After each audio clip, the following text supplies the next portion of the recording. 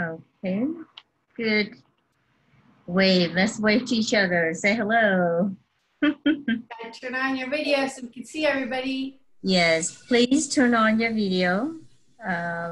We'd like to see your face. And that's the best way to connect. We're missing our faces in person, so this is another way to connect.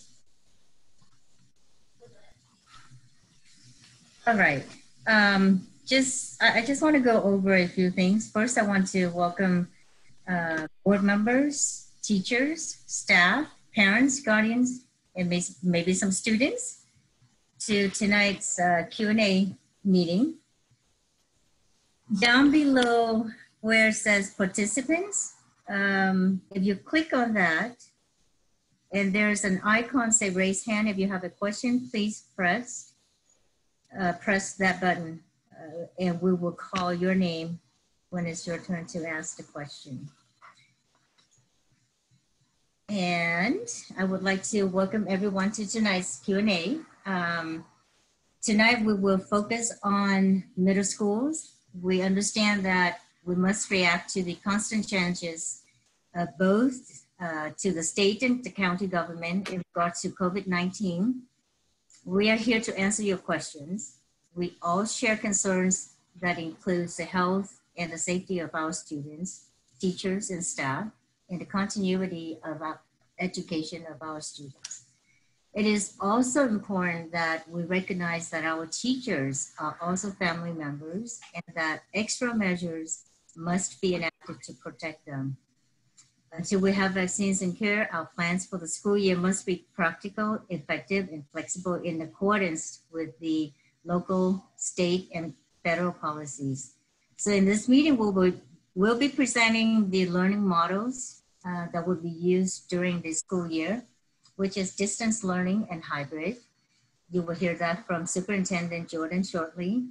We will have a questions and answer period where we will listen to and respond to your questions and concerns. So thank you for joining us, and thank you for your partnership in our children's education.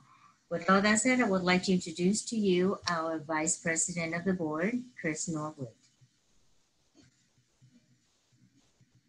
Good evening, seventh grader, incoming seventh grade parents, and returning from seventh grade to eighth grade parents. Obviously, the school year did not end in the way that any of us had intended. And now that we've had approximately 6 months to transition from the world that we knew in education to somewhat of a different world, it is our hope and is our responsibility to work with you to the best of our ability through our leadership and their staff to provide the best learning experience for your child as possible. We learned quite a bit over the last 6 months. The one thing that we are definite on is that things are going to continue to change, and we're going to continue to be flexible based on the needs of the community and what we're available to do. In addition to all the great things that we have planned for your students, we're also looking for ways to support you at this time, and you will continually have a steady stream of communication through the number of different mediums that we offer. For new parents that are not plugged in to our systems of communication, be sure to watch our websites on a regular basis so that when those opportunities present themselves, you'll be able to do that, and they also provide contact information as needed.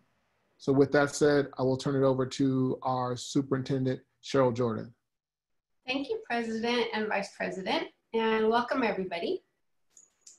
Tonight, there will be some answers that are universal, but our focus is middle school. And I'd like to share with you pictures of those who will be speaking at some point during tonight's presentation. Our Assistant Superintendent of Learning and Development, Ms. Norma Rodriguez, along with Vice President Chris Norwood, will be monitoring the chats. And I do ask, because we put in some time and effort for the presentation, that you hold off on putting any questions in the chat until it's time for Q&A.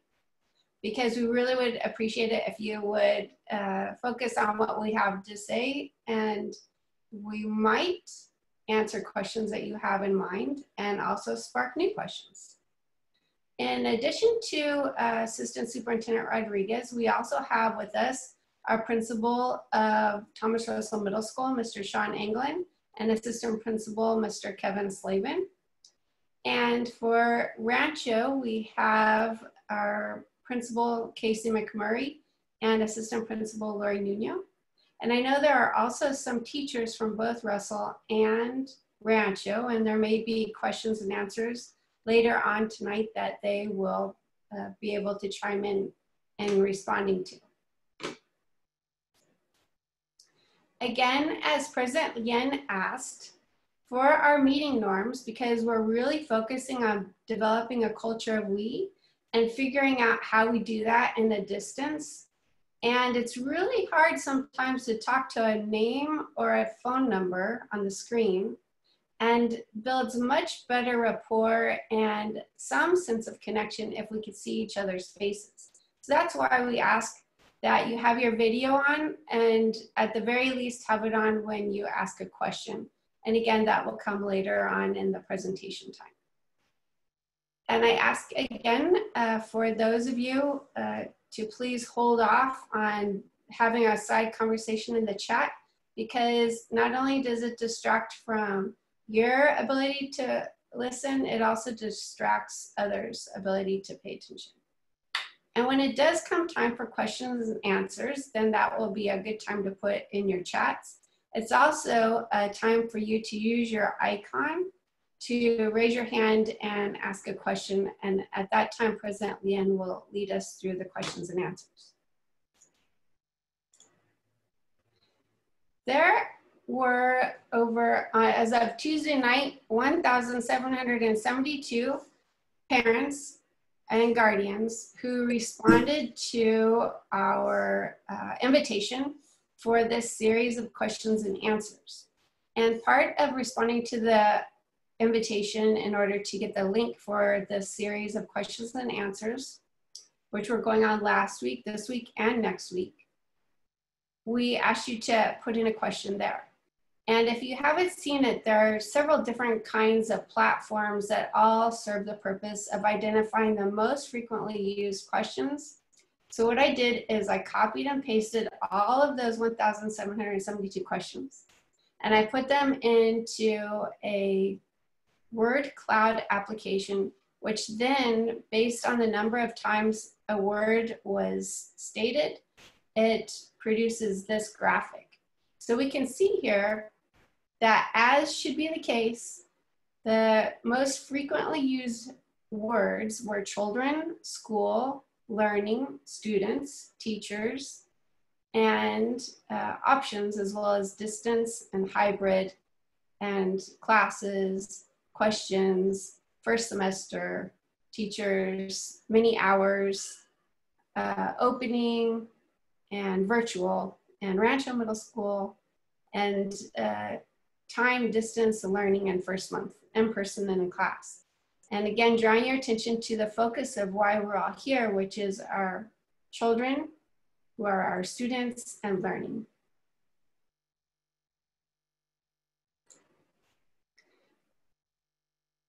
I want to let you know from the beginning, and then we'll restate it at the end, but I want you to know how to get questions answered if you still have questions after tonight. So there is a way to get to either myself or to our middle school staff. And if you click on our website and you click on Superintendent, which is located right underneath these links, you see Superintendent. If you click on that, it'll take you to this page. And on this page, if you scroll down,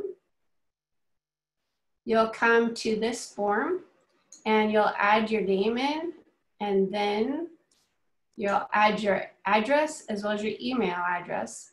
And here in this box is where you'll submit your question. And then either Mr. Forstner or I, or most likely Mr. Forstner, We will take a look at what your question is, and then depending on which staff member is best for your question to be directed to, that's who we will direct it to, and you should get a response within 1 to 2 business days. To ask a question directly through Russell or Rancho, or any of our other schools for that matter, again on our website, if you go to the drop-down box, you're going to see under schools, you'll see the different levels of school, and then you click on it and go over to the specific school name. So let's take a look at Rancho. Here at Rancho, it shares with you registration, and if you click on registration, you'll see Ms. Rashmi Saxena, and she is one person you can ask questions regarding registration. You can also come to school staff, and you'll see under school staff how to access Mr. McMurray or Assistant Principal Lori Nuno. And the same on the Russell Middle School page. If you go to staff, staff is here somewhere. Yes, it's the directory. Directory. There you go. Keep going about TRMS. Over. There you go. Directory. So then you come to directory and... Oh, you clicked the wrong thing. You didn't click directory. Thank you. So we click directory. And there you will see Mr. England, and scrolling down, you will find Mr. Slavin, and their names are by alpha order. So there's Mr. Slavin. And then for the registrar, you see Ms. McGowan down here. So those are several ways that you can find to get a hold of any of us if you have further questions after tonight. So let's start first with one of the most commonly asked questions, which is, how do we register and do enrollment? And I'm going to first ask Mr. Sean England, our principal of Russell, to talk to us about registration at Russell. Good evening, everyone. So at Russell, we're going to have 2 windows of registration. The first window will occur next week, July 30th and 31st for the 7th graders. We'll be splitting up the alpha amongst the 2 days, and that way there will be roughly no more than 35 students at any one time on campus. During that time, families will be required to submit their emergency cards, which they'll have to complete online by going to the Aries Parent Portal. Now, we learned recently that the Aries Parent Portal will roll over to the 2021 school year, probably Tuesday evening. So that means you'll have to start completing everything on Wednesday. But luckily, the whole process takes about 30 to 45 minutes. So you'll be able to do it within the day. Once you're on our campus, we'll have distancing place. So there will be markings on the ground underneath our breezeway. You'll be submitting that information, the emergency card. Then your student will go to our gym. We'll have only 4 students in the gym at any one given time. There'll be 4 photo booths. The Live Touch people will take pictures of the students for their ID cards. Those pictures can only be taken by Live Touch. They can't be online. You can't submit your own photo because that's what goes into our student information system, Aries. And then after that, those 4 students leave. Live Touch does a quick clean down, and then the next 4 students go in. That is the basic gist of our registration. Now, if you're new to Milpitas, before you can do the registration, you have to do the online enrollment. And so all of that has to be completed. You can do that now. You don't have to wait. And then if you have the means of sending the copies of your documents, you can either scan them or fax them to us and we can accept that. Otherwise, you'd have to bring in hard copies of the documents next week so our registrar can work with you to finish the enrollment process so you can then register. And Mr. England, on the home site of your Rancho page, Russell. sorry, I'm always mixing the two. On your home page of Russell, Yep. that would be where we would find further information about registration, or is that on a different page? So when you go down, it talks a little bit about it, and it also explains how you will go to our, you scroll up all the way to the top. And then you'll click parent education. And then you click registration information. And that's all there. It explains registering and explains the enrollment process. If you scroll down, because that's for the enrollment piece first. And then that talks about the registration piece. It also gives the times that families are supposed to report. It shows how for July 30th for 7th graders, it's the A through what? I want to say it's K. Looks like A through K, yeah. Right. And then July 31st is L through Z. And then for 8th graders, it's August 6th, A through K, and August 7th, L through Z. And then notice at the end, there's the missed group session. So if something happens, you miss your window, you'll be able to go in through that time. I've also had people reach out to me to share that maybe they missed their time, and if they could possibly come in on another day. That's been able to be, we were able to meet those requests on a case-by-case situation based on the number of students that we have at any one given time, because I don't want to exceed that 35. Great, thank you. Mm-hmm. And Mr. McMurray, would you please share with us the Rancho registration process? Sure. Good evening, everyone. So our registration dates are Thursday, August 6th and Friday, August 7th. We will begin at 8:30 and finish at about 2 each of the 2 days. You should have received a packet in the mail with information about registration, times, and when you should attend the registration day based on if you're a 7th grader incoming or if you're a returning 8th grader. Thursday will be for the incoming 7th graders. Friday will be for the returning 8th graders or the new 8th graders. You will have a time slot by last name. So those whose last name begin with A to E, for example, will have a time slot. F to H will have another time slot. And in the same way Russell is doing it, we are spacing it out throughout the day in order to avoid large crowds and to be able to safely have students in the gym going through the registration process. We are requiring that all adults and students who go to the registration process wear face covering, whether it's a mask or other covering, and follow the social distancing requirements and guidelines. We will have Life Touch, like Mr. Anglin mentioned. They are the company that will take the official school photograph, and it will be on the student's ID card as well as in the information system. They have a new process, which is touchless, so there's no more name card, and they have upgraded their way of working in light of the COVID-19. So everything else basically is the same as Mr. Anglin shared. You will go to the website, go.musd.org. It's available in multiple languages, including Spanish and Vietnamese, and I believe Chinese. And you could fill out and complete all the registration information, such as contacts, addresses, and even if you're a returning student, you still need to go through the process in order to update any information that has changed since the last school year. And if it hasn't changed, you simply confirm that it is still accurate and correct. And you will print out the data confirmation sheet and registration completion sheet and bring those 2 papers with you to the registration days.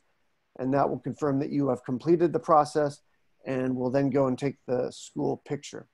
So we will again be monitoring the crowd flow and make sure that there are clear indications of where students and parents, if they're with them, should stand as they wait in line or as they are outside. So that's the registration process, and it's similar to what we did back in May when we had students come in to return textbooks and other materials, and it was very controlled, and it was a safe environment and process. Can I add one thing, Superintendent Jordan? Yep. So I know I requested from Life Touch that we actually have the photos outside back in like June, late May, but Life Touch informed us that they couldn't take the pictures outside. They had to be inside the gym.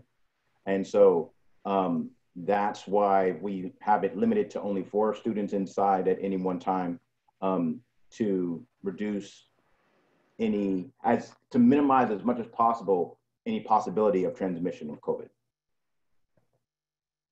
Thank you. Thank you very much, Principal England and Principal McMurray. The next set of frequently asked questions will have answers in part because of the number of people who have contributed to determining the answers. And I want to point out to everybody that in the spring, we are all very much aware, at least for all of our returning students and families, that on March 13th, we found that it was necessary for us to dive into distance learning for everybody. And in only 3 days' time, we did so with the limited knowledge that we had. And we did it because we wanted to ensure continuity of learning and to the best of everybody's ability. And when I say everybody, I mean teachers, all of our support staff, and our learners, and you, our parents and guardians. Everybody did what they could to make it work. And through the spring, we learned from our experiences, we learned from the experiences of our learners, and we learned from the experiences that you had at home, the areas that really needed attention, so that in beginning the 2021 school year, we can do so with much more preparation, with a deeper understanding of how to do distance learning, so that it is so that it's robust, and so that our students can feel that they're learning, and our teachers feel that they are doing their best work, and you, our parents, can feel as you are supported partners in this endeavor. We sent out several surveys from April through June, and collectively, we had over 6,000 responses, and that's from teachers, team members, and parents and guardians, about questions such as how is the distance learning going for you? Where can we improve? To what are your thoughts about if we still have COVID before us and you would need to decide between 100% distance learning or some in-person, what would be your decision based on our personal protective equipment and other safety measures? So we did a lot of surveys. We did several, actually many, parent communications with our PTA, with our parent leaders representing different groups, with weekly meetings with affinity groups of parents, meaning special ed parents, our parents of African ancestry, our parents speaking Vietnamese, those who speak Spanish. All this to say that we started our planning with a lot of input from many, many people. And then it came time to do the details of the planning. And I want you to know that our MUSD COVID-19 task force is made up of 270 people. It consists of 14 subcommittees. So 45 of those people are what's part of the advisory task force, and that's made up of our union, our association leaders, and representatives from all aspects of our team members. And then the 215 represents the number of people who are on the 14 subcommittees, and that's made up of learners, parents, guardians, and team members, teachers.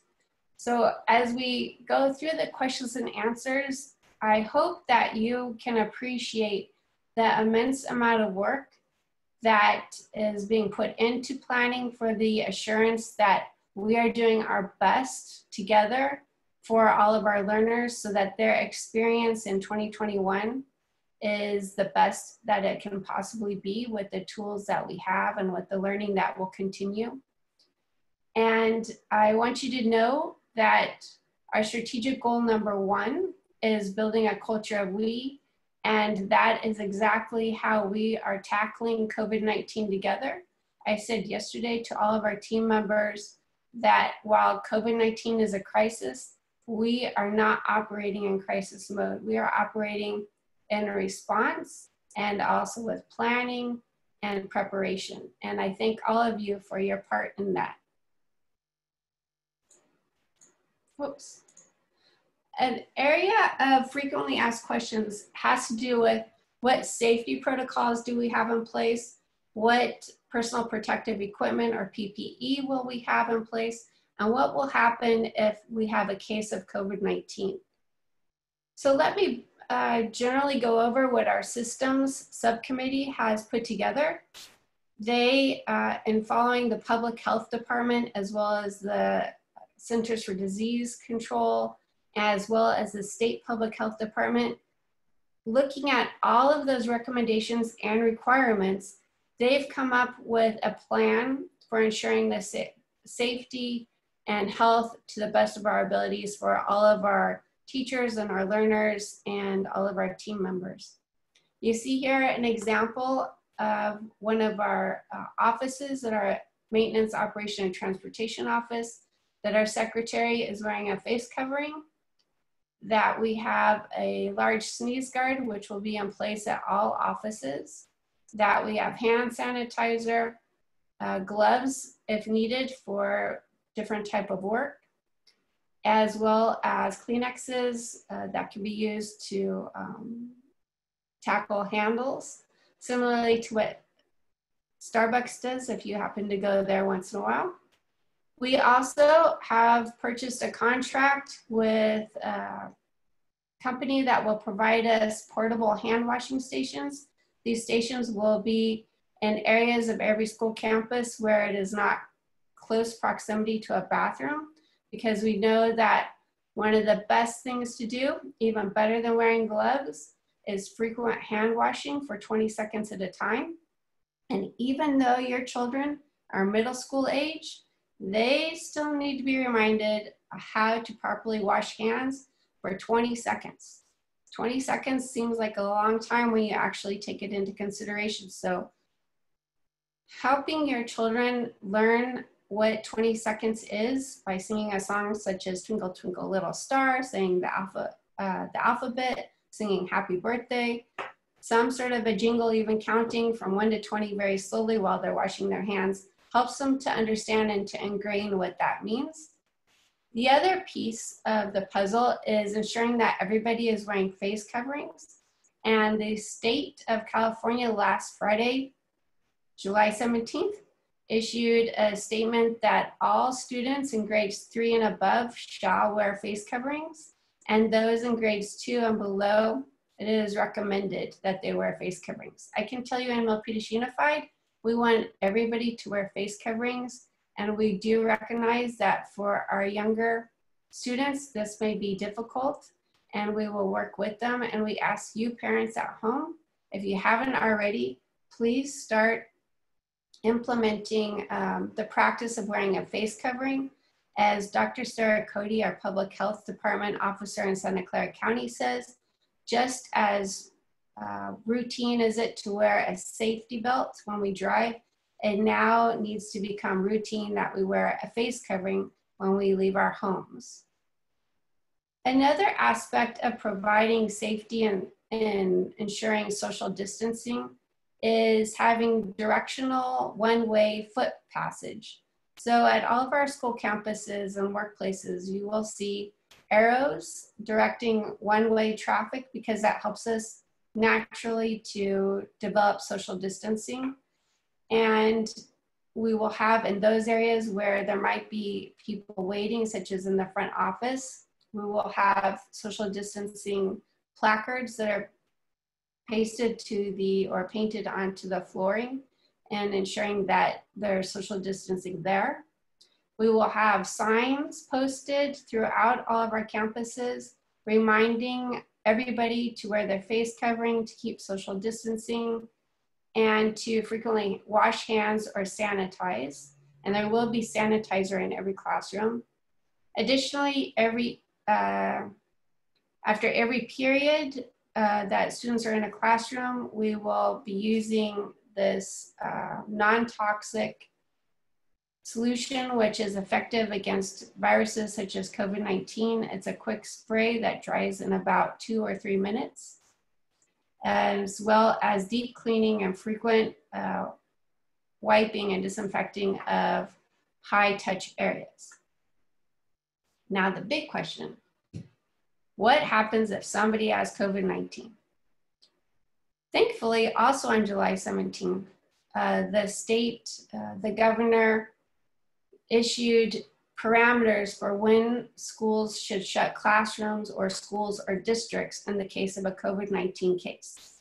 So if we have somebody who comes down with COVID-19 or who is tested positive for COVID-19 and we become aware of it, what we need to do is notify all of our parents and guardians, as well as team members who have been around the person with COVID. And the public health department will be made aware of it so they can do contact tracing.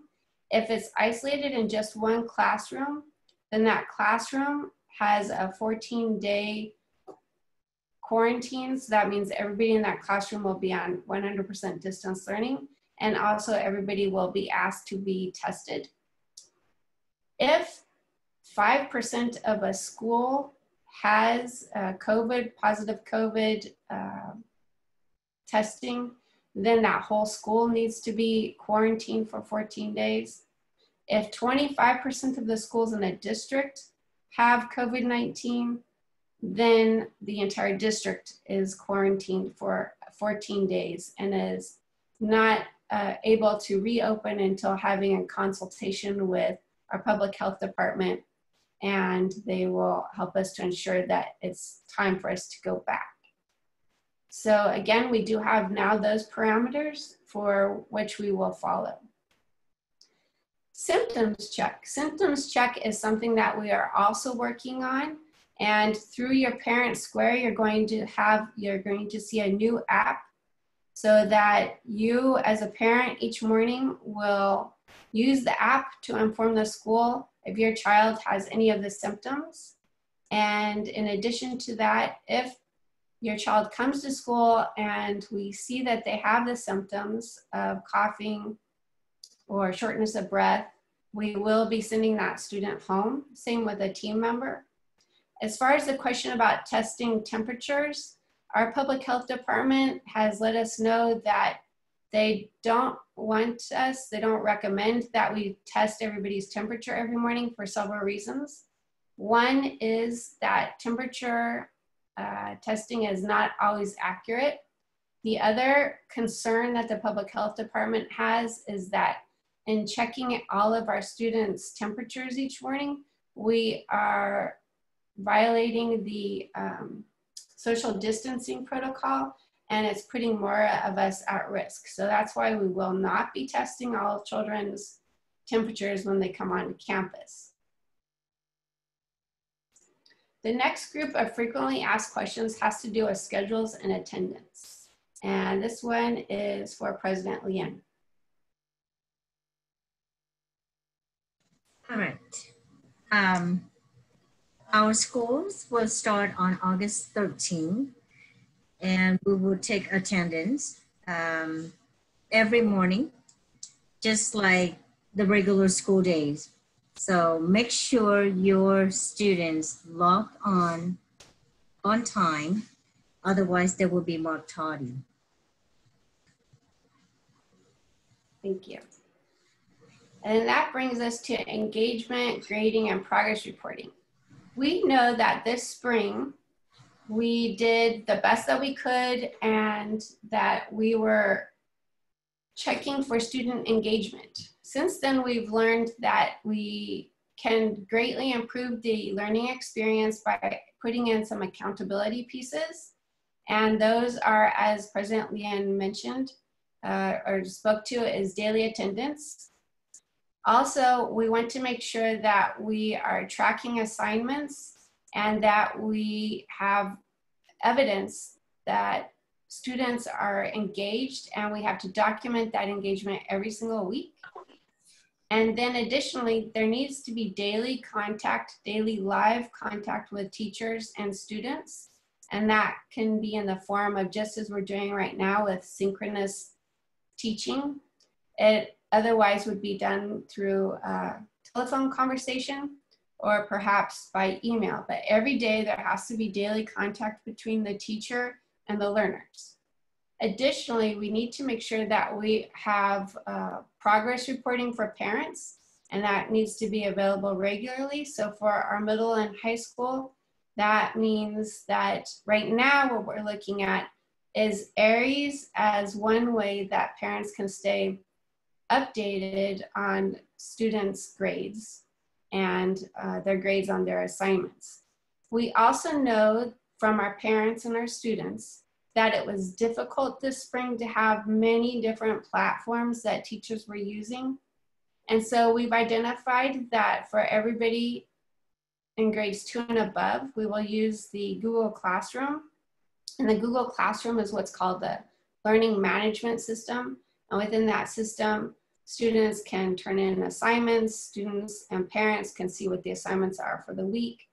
And it's a way that we can also track student engagement by way of their progress on different assignments or group assignments, as well as assessments are conducted.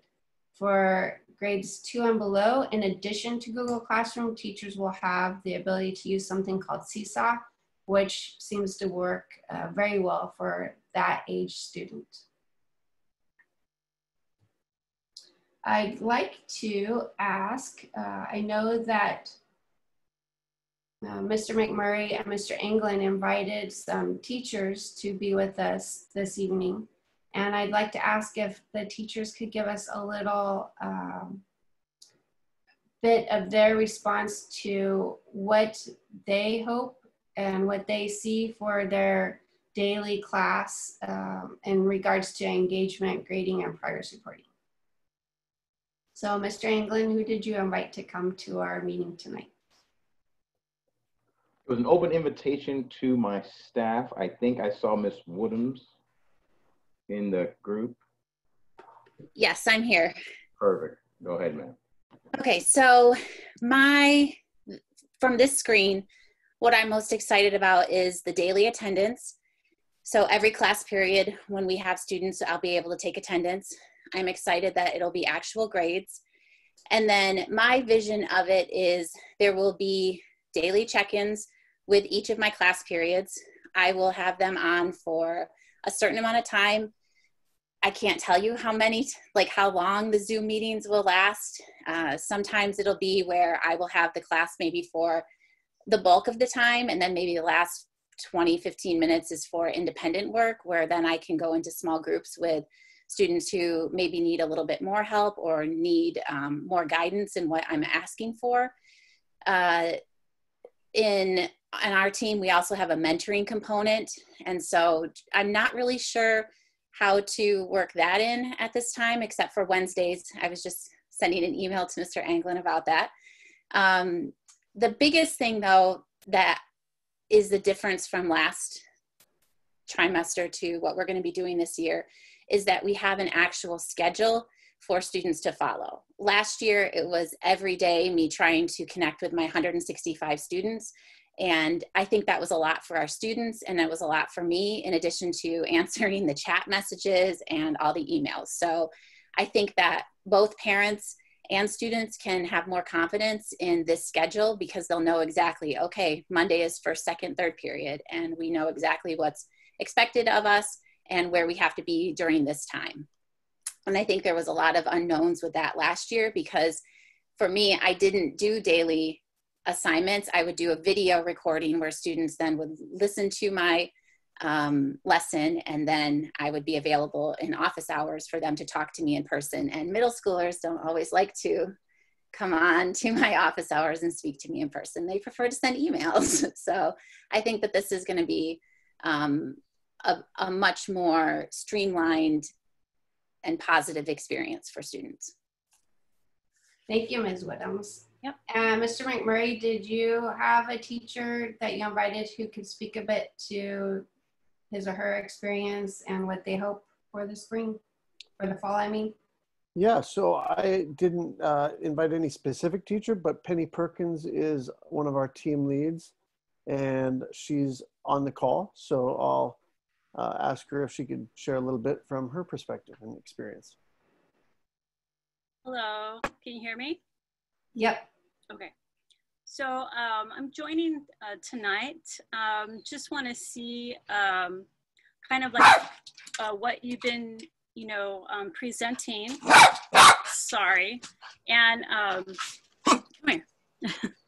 And wanted to see what the schedule. Hold on a second.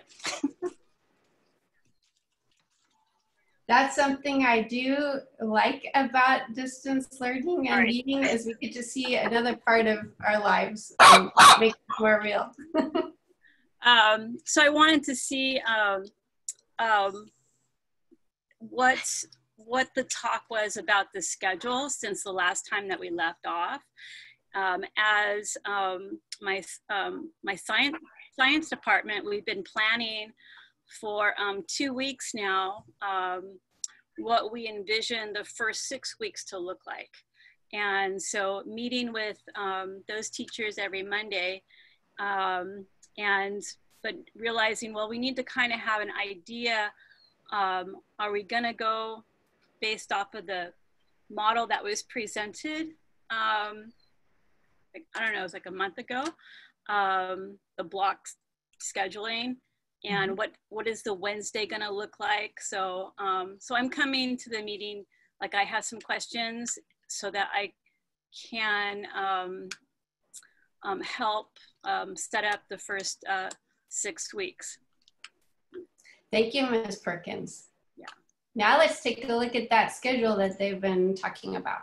Okay, there it is. Mr. Englund or Mr. McMurray, would one of you please walk us through the middle school schedule? And I want to let everybody pause and let everybody know that our middle school plan is essentially distance learning for the first semester. And you will see that there will be targeted groups of students who will be coming to school in person for small group support. Yeah, so thank you. This is the middle school schedule for, like Superintendent Jordan said, the first semester. We don't have semesters at middle school, but the first semester refers to the beginning of school through December 18th. So during that time, all students will be experiencing distance learning.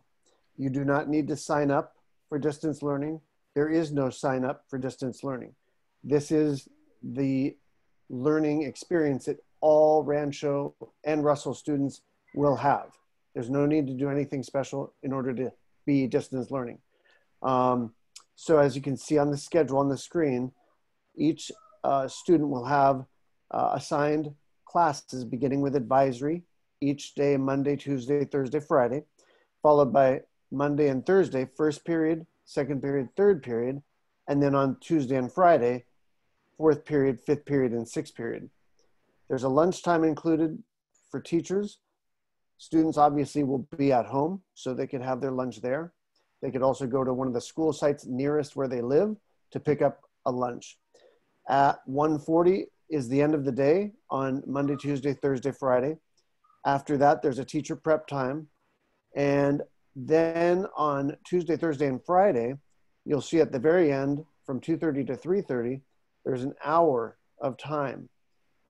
That will be used for teachers to invite specific students who are dependent learners or vulnerable learners or struggling students, to invite them to come on campus in small and controlled groups for additional support. That will be an arrangement that is worked out directly with the student and the family.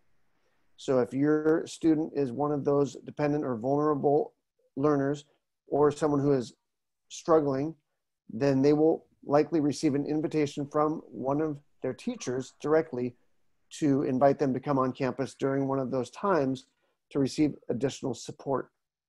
It's not required. If you as a parent are not comfortable in sending your student for that hour of additional support, you are not required to do so. There will also be additional supports available online. On Wednesday, it's different. We do not have students required to attend specific periods per se as the other days, Monday, Tuesday, Thursday, Friday. However, there is assigned and required work to be completed. Each day, students are to complete, or actually students will experience the equivalent of 240 minutes or 4 hours of learning time. And that is combined with daily live interactions with teachers and other work that they are doing at home on their own, like essays or projects or other work that has been assigned. So Wednesdays, you will see that there are some meetings in the morning, which are mainly for staff, with maybe some special education meetings that are also going to be held or scheduled. And there will be collaborative meetings with teachers. After lunch, there will be a 3-hour block of time, approximately 3-hour block of time, where, again, small groups of targeted students will be invited to come on campus to receive additional support. These might be special education students or English learner students, among other struggling, some other students who might be struggling. That will be arranged, again, directly between the teacher and the student's family. It's not required, but it is encouraged, especially if they are in one of those groups. So that is kind of an overview of the model. And as you can see, also each day starts with an advisory for 15 minutes, just kind of situate everyone for the start of their learning experience for that day. Thank you. Mr. Anglin, anything to add or to highlight? The one big difference is that for Russell, on Wednesdays when we talk about those small groups, we're actually looking at mentoring because we utilize the summit program. Or three-fifths of the campus. I had to stop for a second. And so it's similar, not always going to be the exact same, but they still will work. Teachers are trying to build that social emotional bond with the students as well as coach them academically to ensure that they're able to put forth their best foot. Thank you.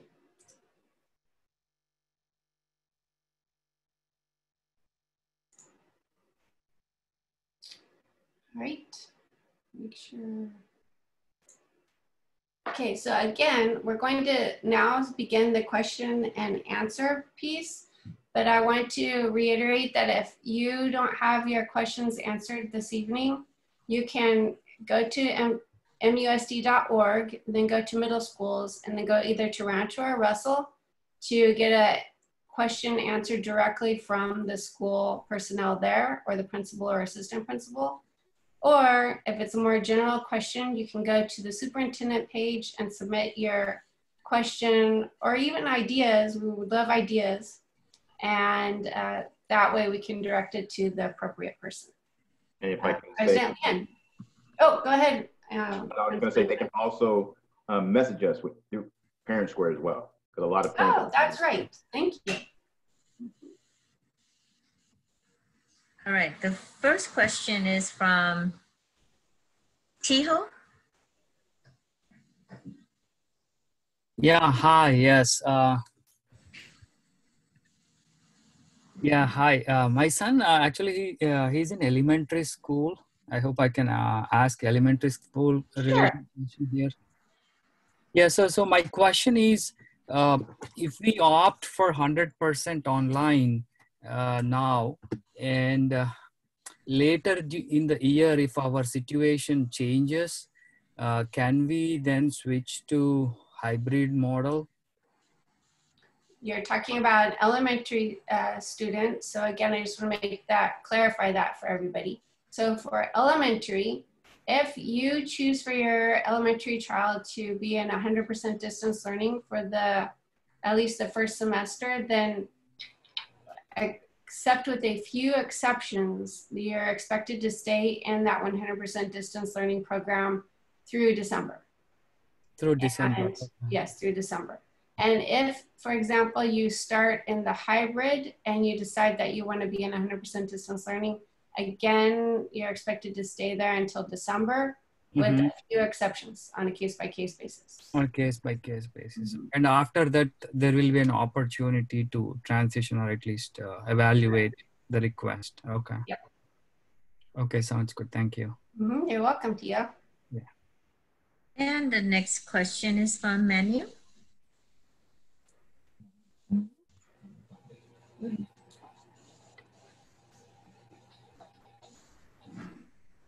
Hello. Yes. Hi. Just starting the video. And thank you so much for taking my question. So first of all, I wanted to thank the whole MUSD staff and family for the last year. There were like only a couple of days of the lockdown, and you guys pulled through all that virtual learning thing, and that was very impressive speed. And I'm sure a lot of hard work went into it, which we families didn't get to see. So thanks a lot. As far as my question is concerned, Principal Anglin has already answered both of them, but I have just a follow-up on that. That since my son is going to be 100% distant learning, does he really need the ID? So this is a great question. The big thing is that for teachers, when we have the student picture in Aries, teachers are able to create their classroom, and then it helps them match a face with the name. It also allows us to better, even as administrators, when we're going through things, it helps us to be able to see who the child is, because we don't know each child by name, especially in the very beginning. Sometimes we can't get all 800 or 700 kids' names down. And then there's always, after December, we are able to go to hybrid, in which case now we have all the kids, not all the kids, but we'll have some kids on campus. And it will then help teachers who don't have that child be able to identify who that child is and who actually belongs on our campus. So that the ID serves a big role in middle school. Plus, and here's the big plus, that initial picture is utilized in the yearbook. So what the picture that students take is often the picture that pops up in the yearbook. And so that way, for keepsake, in years later, the child will be able to go back and say, oh yes, this is what I looked like when I was a 7th grader and an 8th grader, and share their images with their children. I totally understand that. It's just that can we really little bit postpone it? I really wish those picture people could have taken the picture outside, which you tried. Thank you so much. I wish they could have done it, because recently I've read the news that the virus can be in the air for 16 hours and especially indoors. So I wish they can do it outside. Then I'll be more relieved doing it. Or if there is a way we can put it online or postpone it until they are going physically to the school. That would be really helpful for like parents like me who have more anxiety than others. I'm sure there are the whole spectrum of parents. Some are worried more, some are not worried at all. But thank you so much. Oh, So no. this is something I would really, I'm sorry, go ahead, please. Go ahead. I understand the concern. I can tell you that the public health department has shared with us that for those who are in a enclosed space and are less than 6 feet social distancing for longer than 15 minutes, that's where we have a real worry. But if we are not, if we're beyond 6 feet in distance and we have a face covering and we haven't been around the person for more than 15 minutes, then we're pretty good. So I heard, Mr. Anglin, you said you're only going to have 4 students in the gym at a time. So that allows for even greater distance. I would guess maybe like 15 feet distance between them, if not longer. Exactly the idea. And so I was speaking with Light Touch, and the plan is to have their photo booths spread out as much as possible inside of our gym. And so that way the gym typically can hold over 300 students. And so we're limiting it to only 4 students to greatly, as I said, minimize the possibility of transmission. And then as Mr. McMurray mentioned, all the students as well as the parents who come onto campus will be required to have masks and face coverings. All Life Touch people who are working will all have face coverings. So the only individuals who will really be taking off a mask for something is a child when they take the picture. And based on the current CDC information that came out a few hours ago, the likelihood of transmission from child to child is minimized somewhat. And so we will do this if we didn't think it was safe. I just want to make certain, because I'm a parent too. I have 2 sons, and I would never endanger children or the staff. That's just not how I operate. Mr. England, did you mention also that we use the barcode on the ID for checking out the Chromebooks and other types of procedures? I did not actually mention that, but that is 100% true. We utilize it when students come back to school. They also use it for their lunch. That's how they get their food. So it's a vital component of school life. Right now, I know it's very worrying to put your child in that situation. But as I said, we've tried our best to minimize any type of transmission opportunity by having only 4 kids in the gym. And again, the gym is huge. And so there's going to be great space between them. And as I said, the Life Touch people will be doing a quick clean before the next group comes in. So there's also the fact that if, let's say, you are uncomfortable with the main registration time, you still have to submit the emergency card paper, but you could just have your child do the makeup picture, which will possibly occur in September. Though I can't speak to how many families opt for that option.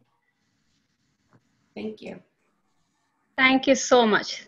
And appreciate all the help, and you guys are working really, really hard, and we families in the MUSD are very appreciative. Thank you so much. Bye. Thank Thank you. you, Manu. All right, the next question is from Mindy. Hi, good evening. Thank you for this information session. And I have 3 questions. Can we see you, Mindy? Oh, I'm sorry. Hello, can you see me or hear me okay? Yes. Thank you. Okay. Actually, I have 3 questions to ask, and I hope I can represent some of the questions of the other parents. So the first question I want to ask, from the Mr. McGrath's presentation, looks like the period is only one of the other day. So normally in the normal school, we have the period on every day. So how can you ensure if we have the online class every other day, how can we cover all the curriculums for the lessons the kids need to learn?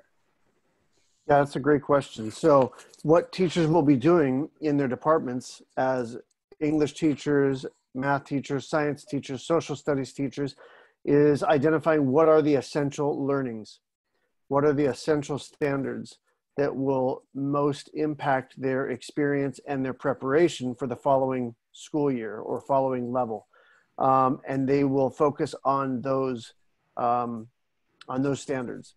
So instead of trying to cover everything, which would be something that might be the typical way of approaching a traditional school year, we are really focusing on the essential learning standards for each of the core subjects.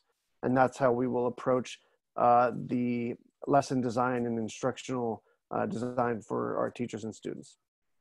Okay, thank you. My second question is the school going to consider the PE class, the club, or even the band? Do you have any consideration on those activities? Yeah, so PE will continue online, and they had experience doing that at the end of last year, so they will continue to work in a similar fashion. For band, our teacher has purchased an online program that he began using last year in March, and he will, it's actually a different program. It's similar in nature. It allows students and the teacher to communicate and to practice their instruments, and for him to hear recordings and give feedback. And it looks like a pretty well done program online. We've already purchased it. It's already ready to go. And he's been working with familiarizing himself with that program over the summer. So I'm sure that everything will be ready for band students to have the optimal experience online. And as soon as we can have any students back in January, then that will continue in person. But for now, that's the best solution that we've been able to find so that our band can continue. Okay, thank you. I also would like to add that the public health department, and I believe the state, but definitely the public health department at this time is not allowing for us to have chorus, choir, or wind instruments in class because of the aerosols that are emitted when you blow or when you sing. So we would have to do those classes 100% distance learning at this point in time, regardless of the rest. Okay, thank you. And my last question is, I know the Rancho School hosted this AMC8 and the PSAT test before. Is that, were this going to take place this year, the 100% learning? Yeah, that's something we've done over the last several years. Unfortunately, we will not be able to offer the PSAT 8 this year, and we will likely not be able to offer the AMC 8. We will miss those opportunities, but we will look to offer them in the following school year. Okay, thank you. Right. And the next question is from John. Hi there. I just have one question. I was actually on Tuesday, and I think it got answered, but I want to make 100% sure. What is the exact difference between distance learning and hybrid learning, at least in the first trimester through Christmas, if there is any difference? Are you speaking for the middle school level? Or? Yeah, this is the middle school call, so yeah, middle school. Middle school is only offering distance. There isn't hybrid learning at the middle school level during this first trimester through December. Okay, so we don't need to, as Mr. McMurray said, we don't have to fill out the form or anything like that? That's correct. Okay, great. Thanks a lot, everybody. I can't believe what you guys have done in the last 9 months for accommodating us doing this remote stuff. It's actually pretty amazing. Well, thank you, John. And again, it takes all of us together. So you're amazing too, and all of our parents. Thank you. Could I restate something about the distance learning? If your student or child gets an invitation to come in for a small group, you can also decline that if you choose to for their safety. And I'd like to.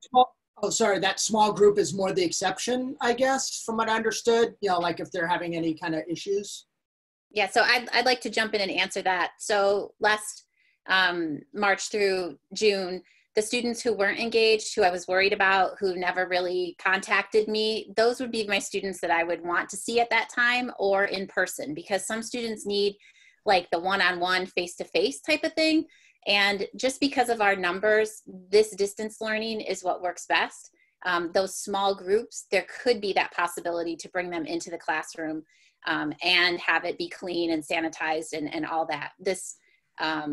But it would only be in the instance that a parent would be okay with it. And my students who parents said no, they could then be online with me, as I might be talking to other students as well in person. Awesome. Thanks. Sorry, John. I was just going to say, and to add to that, there's the fact that right now, the state is basically on 100% distance learning for the first 6 weeks. And so the small group idea, that concept, can't come into play until we get off of the watch list for 14 days. So as long as we're on the watch list and Santa Clara County's on the watch, we can't even begin to even have small groups in class. Yeah. That can only happen after that. One more small clarification. At Rancho, we will not be doing the small groups until at least the first month. We will be planning, coordinating, making sure that everything is clear and coherent and the communication is presented to all, so that it's a very well coordinated and cohesive plan. So during the first month, we will not be having those small groups come on campus. That will happen at the earliest, mid-September.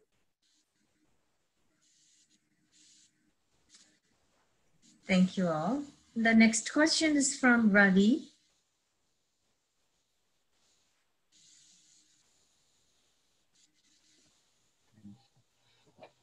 Hi, can you see us? No, maybe not. Okay. Now we can. Thank you. Hello. We want to echo Ms. Pandey's sentiment also. Thank you very much for handling this unexpected hurdle in our educational system so well. All of you. There was great effort. And some of the questions we had were answered in the due course of this Q&A. Already, yeah. We had some that are not yet asked. So one was group work among the students has been one of the more enjoyable experience for our child. How would you foster that in online environment? Would you create, in Zoom, I know there are, kind of breakout rooms or something like that where a few participants can engage. Is there something like that in the system you're choosing? Yeah, so we will continue to, our teachers will continue to have opportunities for students to work collaboratively. It will be obviously done virtually, but there will be opportunities to work in groups or in pairs. It will just be a slightly different dynamic since everything will be online, but there will be opportunities to do that, as well as collaborative opportunities during the class session. So we are striving to provide opportunities for students to interact both with the teacher and amongst themselves, to share their ideas and to listen to others' ideas. So those are all important aspects of the educational process. Oh, thank you. And the other one was also in the same line, which is now that they're in the middle school, I think there'll be more emphasis on science and the lab part of the science where they do hands-on experiments. Any thoughts about how that would be handled online? So for science, we have a couple of things. So our teachers have their classrooms as their learning studio, let's say. So they could film what they're doing and show students the learning as it happens. They will also be using a website called Gizmos, and that provides many lab presentations specifically designed for science. And so they will use that as a tool to help students see and understand as best as possible from home how different maybe chemical reactions occur or whatever the lab experience might be.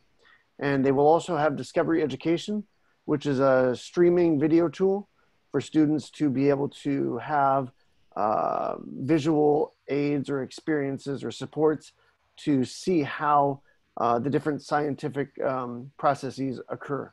So those are the ways that the science teachers are making learning visual for the students to provide them, I guess, the best experience outside of actually being in the classroom in person. Good. Thanks. And yeah, one last one. One last question was regarding the electives. When will we know that, you know, they got which elective did they get, the students?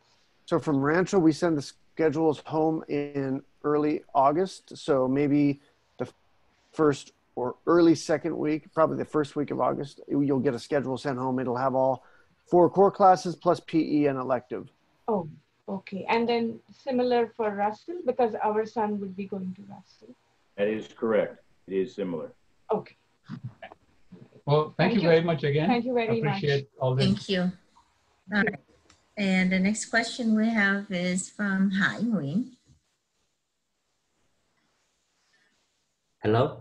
Yes. Hello? You see me? Okay. Darren, yeah. So you have the 100% distance learning for this semester. What about for next semester? Going to have the hybrid learning? Does that mean like for everyone or just for the struggle student or something? My question.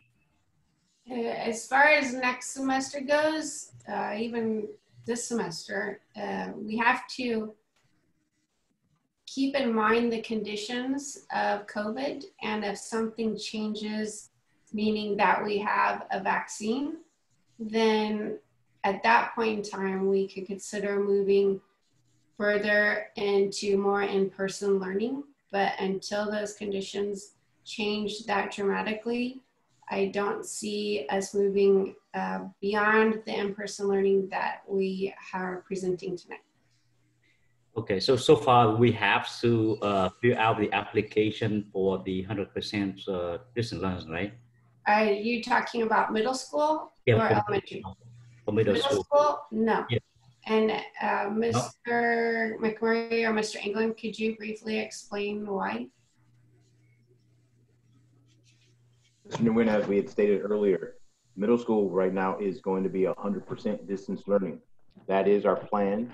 And it goes that while the district is going for the first 6 weeks, 100% distance learning, and then if we get off the watch list, they might go into more of a hybrid model for elementary and high school. That's not the case for middle school. Middle school is 100% distance learning regardless through December. And then we're looking at, if we do get off the watch list, then teachers can consider possibly pulling in small groups of students that have demonstrated that they need the assistance, be it special ed, English learners, or students who have struggled. But for the most part, we are 100% distance learning through December. So we actually I look at, you know, when I read the in the parent square, and I see that the 100% distance learners, we have to fill out the application, because my kid's going to be in 8th grade coming year. So do we need to fill out the application as well, right, on the ARI portal? Do not. No? Do not. Okay, got it. Thank you. Oh, what else? Let's see. I think that's it. Thank you. Thank you, Hai. Bye. Thank you, and hi. Okay, next question we have is from an iPhone. Hi, I hope this is for me. My name is Shantia. Do you have video on yours? Okay.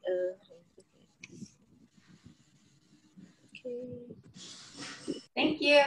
Okay, hi. Okay, so thank you. I have 2 or 3 questions. Actually, my daughter's coming in Toronto.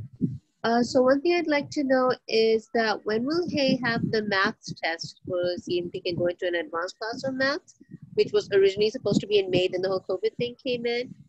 One thing I wanted to know about that, if Mr. McCurry could say something about that.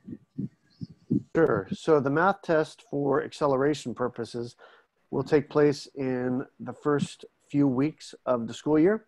So we will send out Parent Square announcements in order for everyone to be aware of when that will happen and how. So stay tuned for announcements about the MDTP, which is the name of the math acceleration test.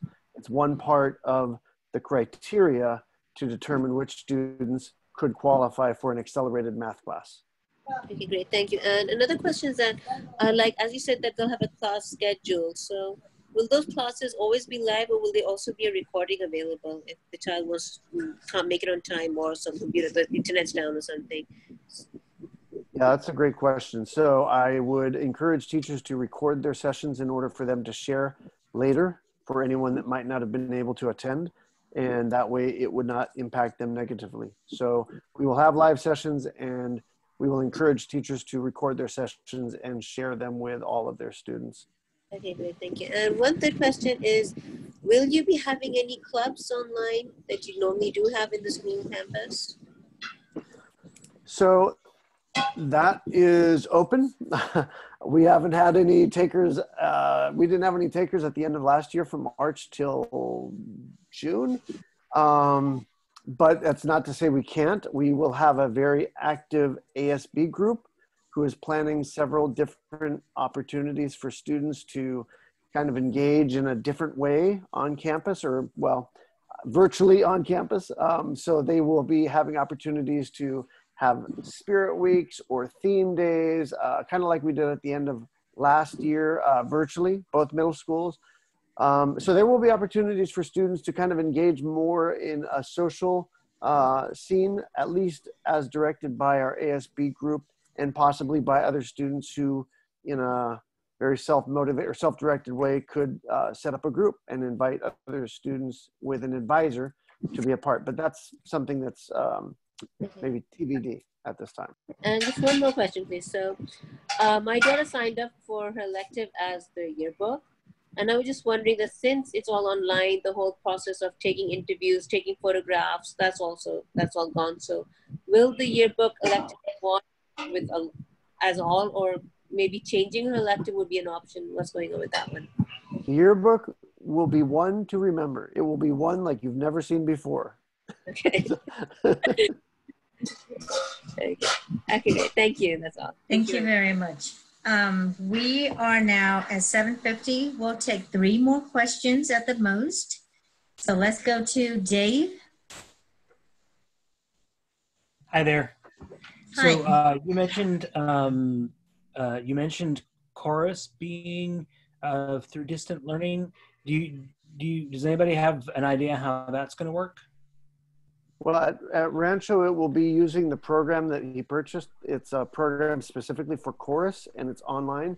He used the program last year, and it teaches students about pitch, about tone. It gives them opportunities to record themselves singing, and for the teacher to hear those recordings and to give feedback. So we will continue to use that method for chorus class to continue online.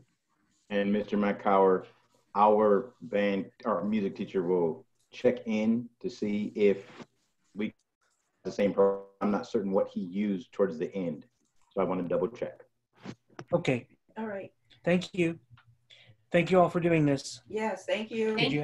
Thank you. I just want to say thank you for all the hard work that you've done. You're doing so much better than the administration in the White House. Thank you. All right, the next question is from Natalia. Hi, good afternoon, everyone. I think my question has just been answered. It's regarding the distance learning, because I got a little bit confused because I was checking my email, which it said that if I wanted to have that distance learning for the first until December, then I needed to fill out an application. And so, or the hybrid learning as well. I needed to fill for after the first 6 weeks. But my question has just been answered. So for middle school, it will remain distance learning until December. Yes. Correct. Okay.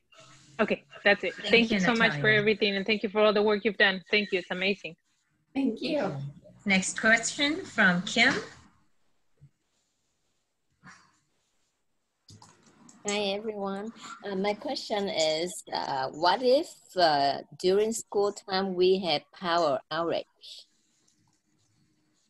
what can we do with that? How we gonna turn in, how the children gonna turn in homework or question with the teachers if we have power outage? Because I know my area, I got power outage all the time. That's good to know. Kim, if you have a power outage, please let the teacher know as soon as the power comes back on, and accommodations can be made for that. Similarly to even now when we have, or I should say pre-COVID, when we had power outages in certain sectors or sections of our community, the teachers had to make accommodations for their learners who weren't able to complete their assignments because of the power outage. So it wouldn't be any different. And I also want to jump in again because I was a teacher who experienced power outages while I was actually online with kids. So I think that we don't really have like an answer for how we'll do it, but we'll definitely be accommodating and not punitive because we know that it is out of the kids' control. Wi-Fi, when so many people are using it, it's definitely not something that we can like deduct points for or anything like that. So I know that I was in communication with my parents when that happened and my students to let them know. So Comcast says I'll have power back at blah, blah, blah time, or because this was a Wi-Fi outage that I had, not a power outage, but we'll definitely be accommodating. Okay, thank you so much. Mm-hmm. Thank you. Next question, Kenny.